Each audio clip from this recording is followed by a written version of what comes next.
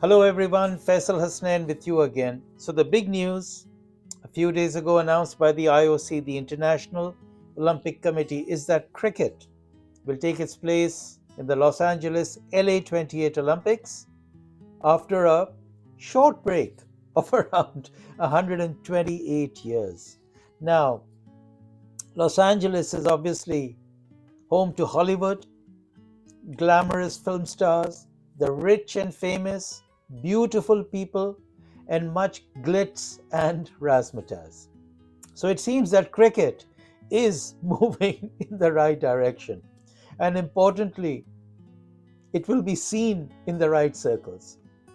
And look, I'm sure that Leonardo DiCaprio and Jennifer Lawrence and others can't wait to have selfies taken with the likes of Harry Brook, Virat Kohli, Simriti Mandhana, and other equally beautiful people involved in cricket. Now, as a result of this alliance or partnership, the IOC will be getting direct access to what the ICC says is arguably the world's second largest sport in terms of following, fans, and viewership. And my brief analysis of cricket in the Olympics is divided into two parts. This part one is to talk generally about the high level information about proposed plans and arrangements. Obviously, a lot is as yet undecided and will be firmed up in due course. Part 2, more interestingly, will consider some relevant implications for cricket and the IOC, some significant commercial considerations, as well as other non tangible aspects of this partnership. The IOC has introduced 5 new sports in LA 28, namely baseball, flag football, lacrosse, squash, and of course cricket. This increase in the number of events to 36, which is 4 more than the Paris 2024 Games. There will be 351 medal events, which is 22 more than Paris. And for the first time, the quota that has been set for female athletes is higher than that for men. There can be up to 5,655 females and 5,543 males, with a total count that should not exceed 10,500 athletes as a whole. Now, cricket was last played in the Olympics in Paris in 1900, where there was actually just one match between a team from Great Britain and a team from France. That was a 2 inning, 2 day match, and it was 12 aside. Great Britain won that match and secured the gold medal. So, technically, they are the reigning Olympic champions and have been for the last 128 years. Not many people know that. Now, cricket has recently started participating in international multi sports events such as the 2023 Asian Games, where there were 14 men's teams and 9 ladies' teams, and also in the 2022 Commonwealth Games in Birmingham, which had 8 ladies' teams. And cricket, the ICC has actually been talking to the IOC for almost 20 years now. And so its inclusion was bound to happen at some stage. And it's happened now. The information from the IOC is that the event will be a T20 format, and there will be a separate men's event and a separate ladies' event, each event consisting of 6 teams. And the IOC has set a quota of 90 cricketers per gender, which means a 15-player squad per team, and a total cricket player count of 180 cricketers.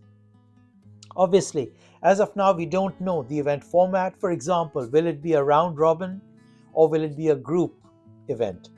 With 6 teams, a group event would be short and sketchy. And so it will likely be a round robin, but we shall see. Now, a key question is, how will the 6 teams be selected for each event? The IOC has 12 full members and 96 associate members. So how do you fairly and properly select 6 men's and ladies teams from a pool of 108 members? My view is that the number of participating teams is too low and should be increased to at least 12 teams per event. And it's quite possible that the USA, as the host country, may get direct qualification, which is normal. So we could actually be down to just 5 men's and ladies teams to be selected from across 107 members. That's crazy. Now, India are the current men's T20 world champions, and the top 6 ranked T20 men's teams as of today are India, Australia, England, New Zealand, West Indies, and South Africa. And Australia are the current ladies T20 world champions. And the top 6 T20 ranked ladies teams as of today are Australia, England, India, New Zealand, South Africa, and the West Indies.